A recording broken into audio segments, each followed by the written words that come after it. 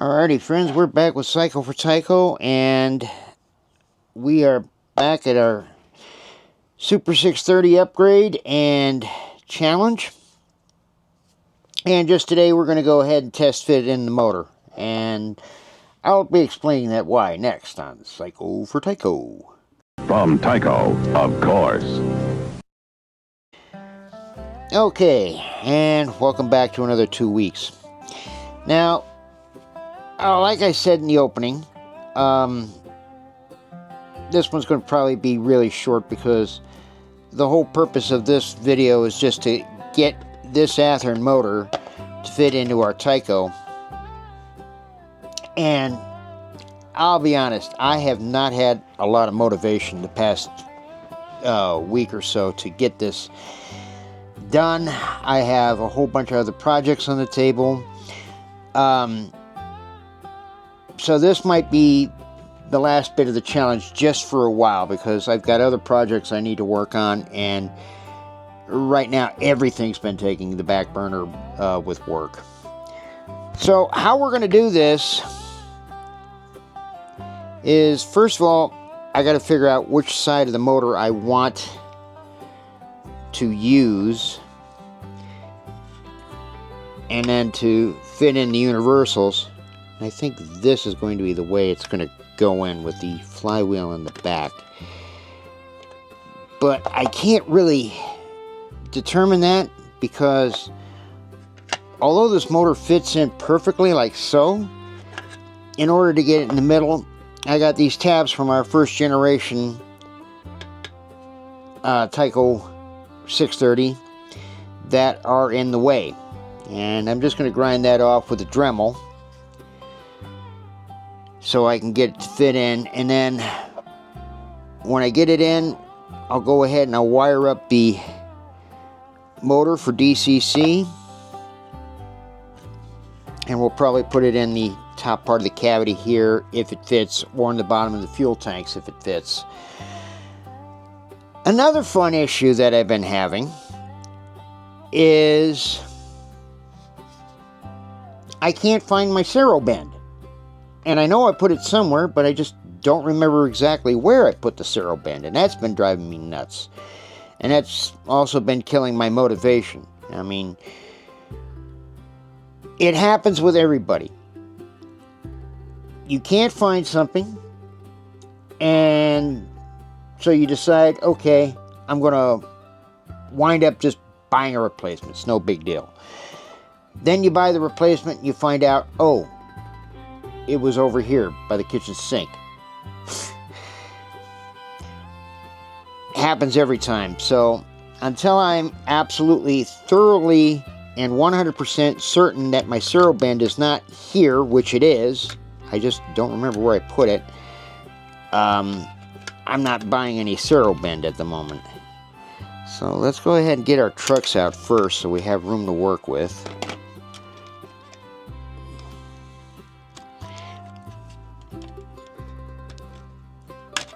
And the servo bend is going to be very important too, because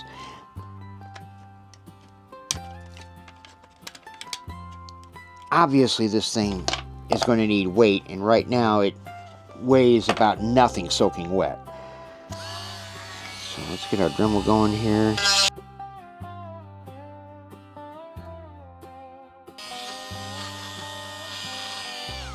Now, I'm not worried about how far up I go or how much I miss, as long as I get enough room to obviously make our motor fit.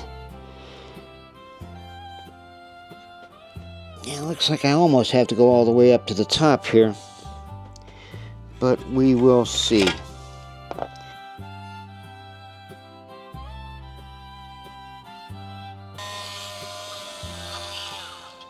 Now, I will be honest, this is a very unique and interesting mold here. For sure, because I thought I was going to... Whoa, hello. I thought I was going to have this hollow here, but this is obviously solid. This just tells me the mold is... This was a very unique mold for the Super 630. I wish I had the other shell available, but I don't. There's another reason why I've been kind of unmotivated. I think I've got a sliver that's been stuck in my thumb for a few weeks now. And it's been pretty painful, and I haven't got it out, and I really need to make an appointment with the doctor to see what they can do about it. I'm kind of being lazy about that too, in a way, and I shouldn't be, especially at my age.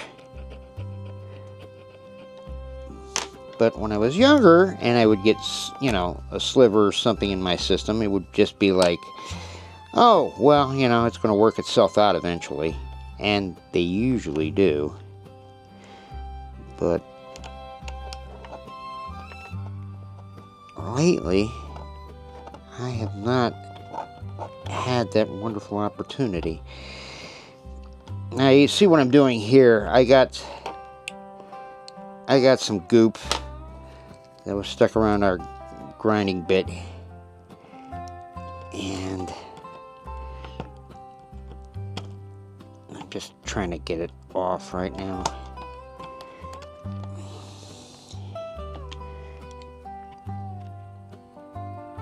Or at least into a position where I can work stuff. There we go. Alright, back to work.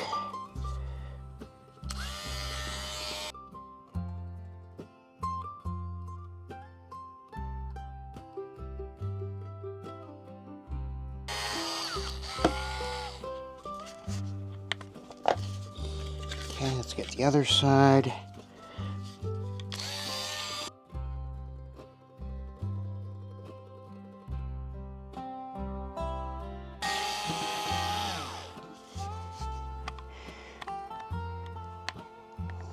There we go.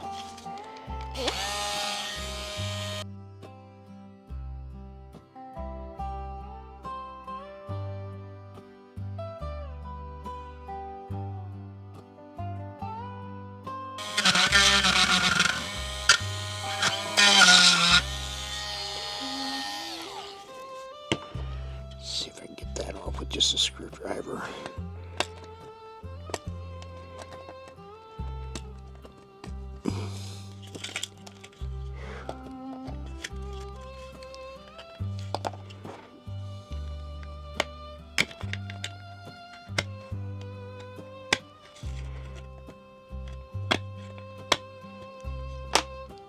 All right.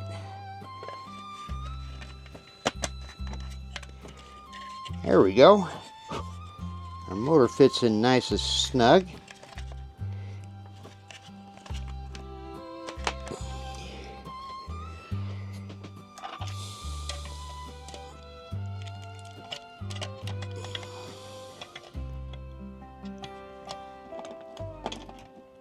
And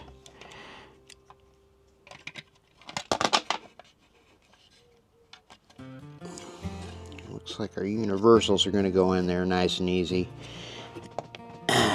Now comes the fun part. And that fun part is, where do I put the decoder? And I got two trains of thoughts on the decoder. I can either put it below here with the fuel tank and use a scale sound system speaker, and then use Serro bend in the top, but that's going to make it kind of top heavy. Or I can fill what gaps I have with maybe some stick-on weights, which may or may not work, because I really, again, I don't even have the room for stick-on weights. This is going to be an interesting project, and it's going to take me a full day to kind of figure this out, and I think as far as filming goes, I'll just kind of do a continuous filming on it. Okay, I see some more.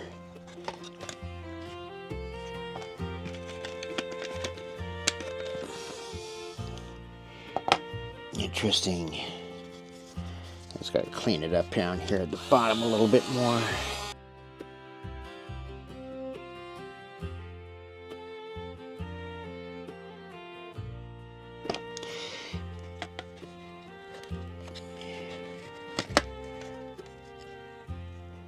Okay. Now if you notice, the Athearn motor really fits in here nice and snug. So once I get like some Walther's goo in here and maybe shim it up with a little bit of sheet styrene, I think we're going to have a rock solid motor location. Alright. This looks good.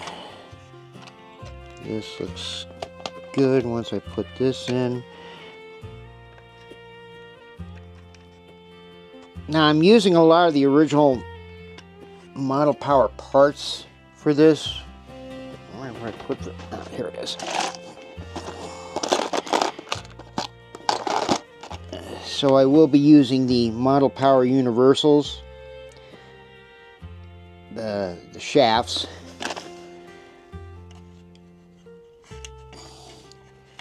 And I was really pleased to find out that, you know, these shaft couplings fit perfectly over the Athearn motor.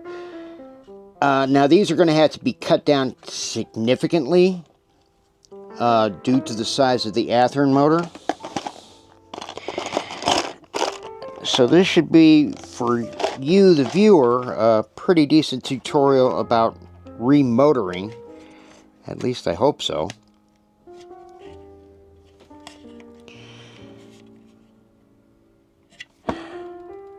Alright.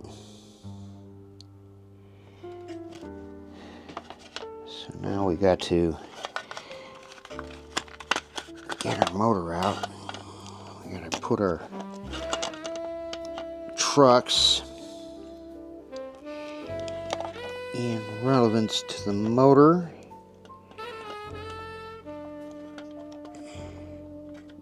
Yeah, these things are going to have to be cut down ridiculously considerably. Because as you can see here, I mean, look at how long these are. These are long. And they're literally going to have to couple in bit to bit.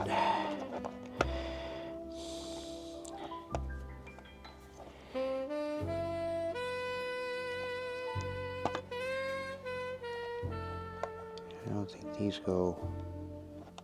Yeah, these don't go all the way through. However, comma...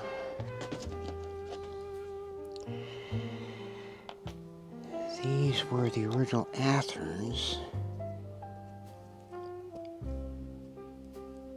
And they do fit, so I can make this as a jig. Alright.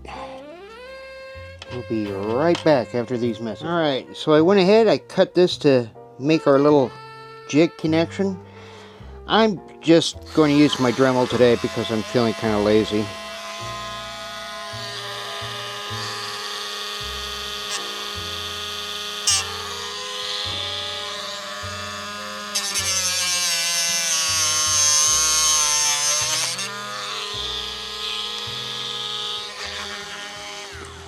That should give me a good flush cut right there.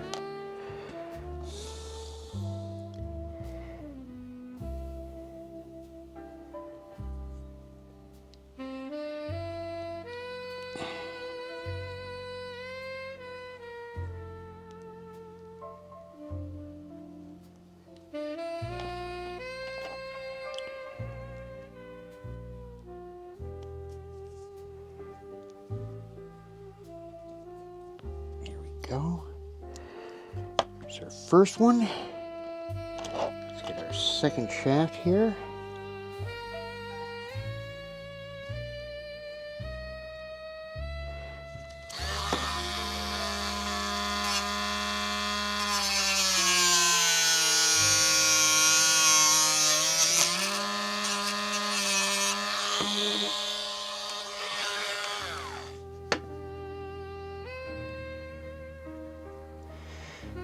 Oops.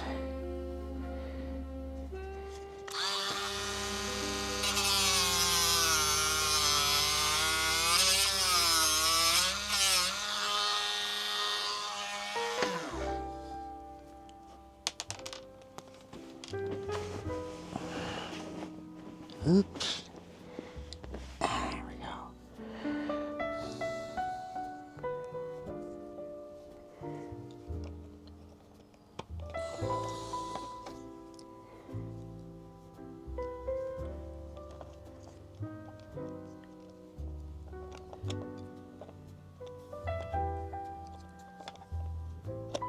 All right, now for the fun part. That is getting this all together while not trying to invoke a lot of profanity.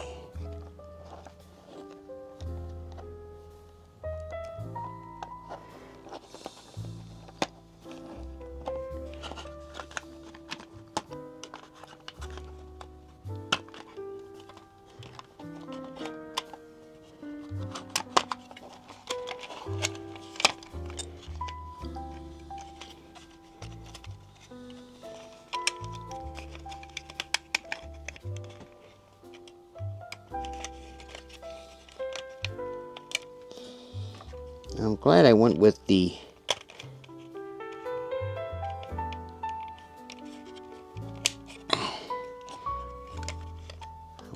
this sheet styrene was thin enough that it's giving me the flicks I need to go into the original Tyco tabs.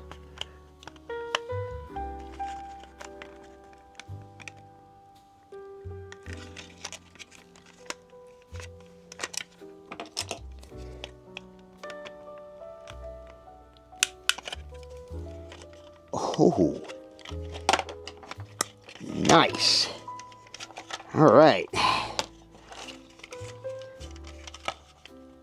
All right, and our motor's in. And as you can see, our universals are connected. So now comes the fun part, and that is wiring it for DCC. I have to figure out two very big things at the moment. That is what type decoder I'm going to use, which is probably going to be a small decoder, because I think the decoder is going to have to fit back here. And then the wonderful wiring nightmare of connecting the power trucks. But we are making progress. Now, one thing I want you to note about the Athearn motors, if you're planning on repowering one of these with an Athearn motor, which I think would be the best debate. These are the late model blue box for one. And one of the things you need to remember is with the tabs like this is the bottom half of the motor. This way you'll actually get it to at least wire the right way. I guess it doesn't matter if it's flipped up or down, but we've got our motor in. I'm very happy. There's no bulging or anything like that, so it dropped right in. My cutting was perfect. And I know you're probably wondering why I haven't lowered the cab yet. Lowering the cab is going to be like the last project. First of all, we want to get this thing up and running, and then test it out on the club layout. Hopefully while, club season is still open here in Carson City. So far, everything's looking very, very good. I'm very pleased with it. But like I said, I've got like 2 million other projects that I've got going on. And it's not that my days are limited. I have some great days off. It gives me a good work-life balance, but I'll be honest. I mean, lately I've been very, very lazy and unmotivated, and it is frustrating to a point. But, you know, that's neither here nor there.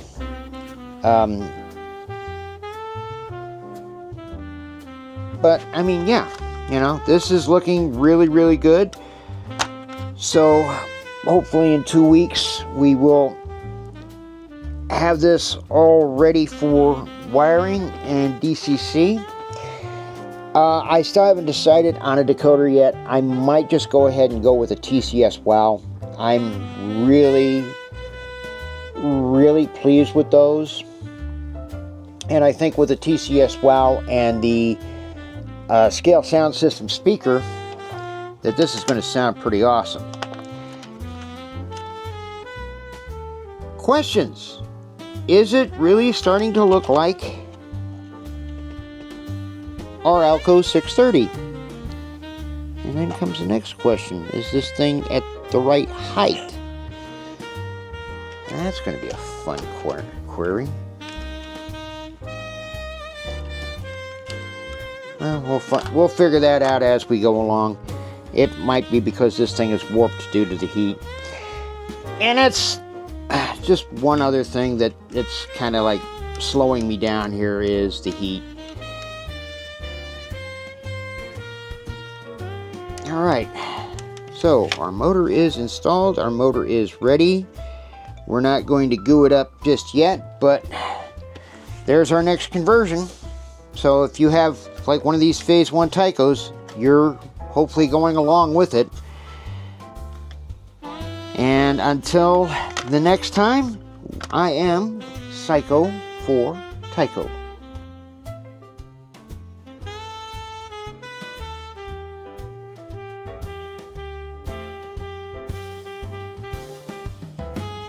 Hey friends, thanks for watching the video. I know you're at the end, but if you like this video, just remember every 2 weeks I'm going to be bringing out a new video on budget model railroading, the history of Tyco trains, the history of other model railroad companies, and some how-to things that maybe you've never learned before or you've known and you want to share with your friends but you never knew how.